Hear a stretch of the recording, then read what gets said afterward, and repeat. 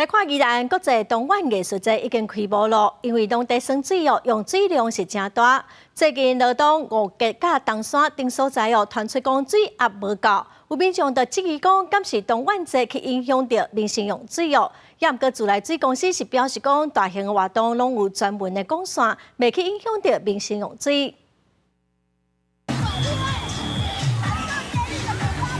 海水道出来的热天是真清凉。宜兰国际东莞艺术节开幕，因未少人，不过因为主打省水活动用水量真大，附近罗东东山甲五界顶乡镇出现水压无够情形。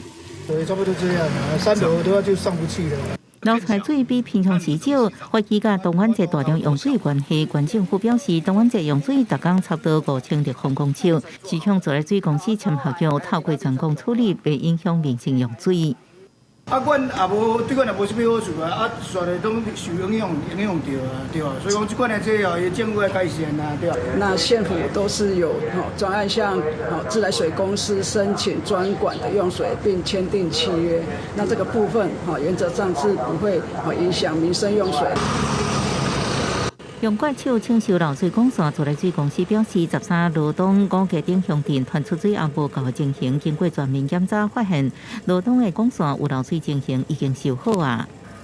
整个节庆旅游人口增加的同时，呼吁整个用水用水能够节约大家能够节约用水。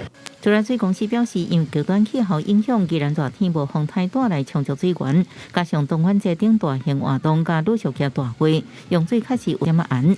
呼吁民众爱省水，若3楼以上楼层有水压无够情形，应透过加压设备来解决，用水目前无问题。记者综合报道。